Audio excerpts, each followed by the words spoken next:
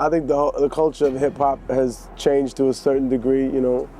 It's obviously been bastardized a little bit, you know, and just a little bit, you know what I mean? I think though that in terms of the style of music, that hip hop always had its strength in diversity, you know. Back in the day, people used to make party records all the time. And they weren't called sellouts or coons or house niggas, you know what I mean? You was just a brother that made a party record because you wanted to talk about something that you didn't have, because you wanted to imagine yourself being there, and then you had a revolutionary, more conscious type rapper, you know what I mean? And then they began to splinter these things into so many different categories, you know what I mean? The gangster rapper, the emo rapper, the revolutionary rapper, the jihad rap or whatever, you know what I mean? It just became so many different splinter groups that people like to put somebody in.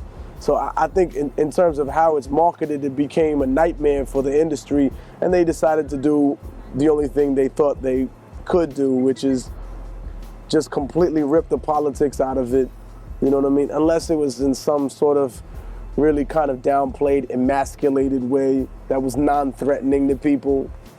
Or they found a non-threatening person to do it, and that's how they confronted things.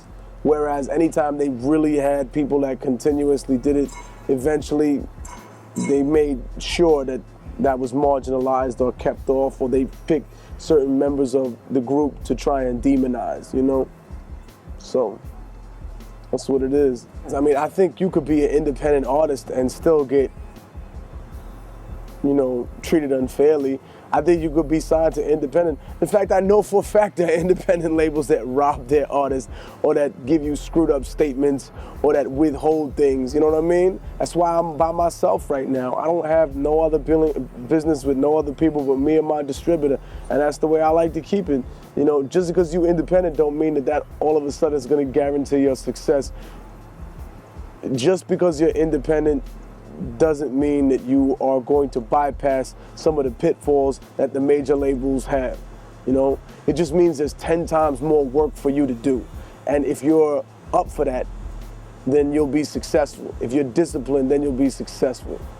If you fuck around and you play games and you sign to an independent thinking that they're gonna treat you like a major and that your job is finished, then, you know, you're gonna find out the hard way when you fail.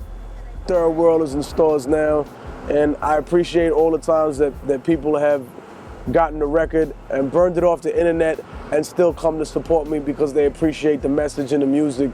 I feel like I don't just have fans, because a fan is just a person who listens to whatever's on the radio, or is a sycophant that just tries to be down with whatever they see that's hot.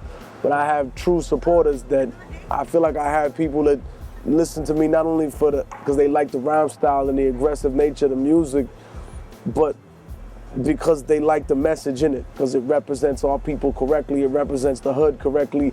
It doesn't just try to glorify and romanticize shit, you know what I mean? We talk about reality. So I appreciate y'all out there that support me, you know, even though y'all burning off the internet, you know.